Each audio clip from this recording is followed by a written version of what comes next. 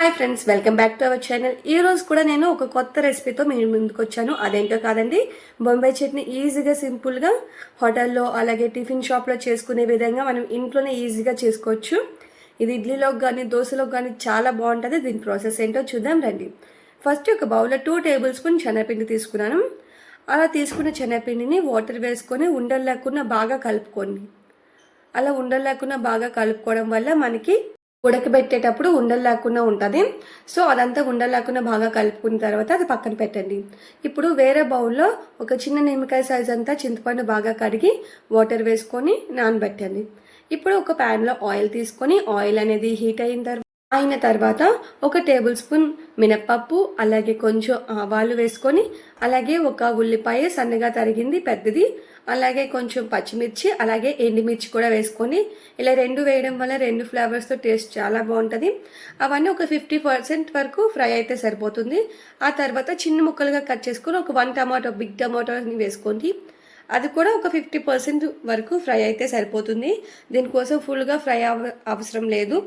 అలా ఫ్రై అయిన తర్వాత అందులో కొంచెం పసుపు అలాగే కొంచెం ధనియా పౌడర్ వేసుకున్నాను. మీకు నచ్చితే వేసుకోవచ్చు, లేదంటే స్కిప్ చేయొచ్చు. అదంతా ఒకసారి బాగా ఫ్రై చేయండి.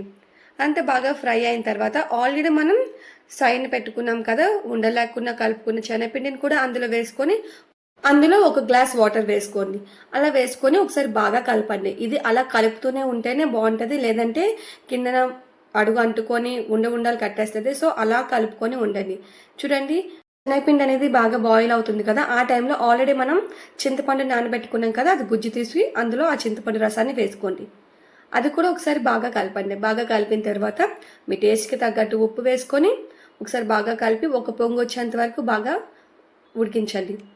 ఇందులో చింతపండు రసం అనేది ఆప్షనల్ మాత్రమే. కావాలంటే మీరు నిమ్మకాయ రసాన్ని యాడ్ చేసుకోవచ్చు, బాగుంటుంది ఆ టేస్ట్. నిమ్మకాయ రసం అయితే లాస్ట్లో యాడ్ చేసుకోండి. ఆ తర్వాత దగ్గర పడిన తర్వాత ఇది కొంచెం పలుచుగా ఉన్నప్పుడే స్టవ్ ఆఫ్ చేసుకోండి, ఎందుకంటే చల్లగా అయిన తర్వాత కొంచెం ముద్దగా అవుతుంది కాబట్టి. కొత్తిమీరతో గార్నిష్ చేసుకొని స్టవ్ ఆఫ్ చేసుకుంటే రెడీ అండి. అంతేనండి, ఇది వేడి వేడి ఇడ్లీలో తింటే చాలా బాగుంటుంది. పలుచగా ఉన్నప్పుడే స్టవ్ ఆఫ్ చేసుకోండి, ఎందుకంటే కొంచెం చల్లారిన తర్వాత చట్నీ అనేది కొంచెం గట్టి పడుతుంది కాబట్టి. సో మన ఛానల్ని ప్లీజ్ లైక్ చేసి సబ్స్క్రైబ్ చేయండి.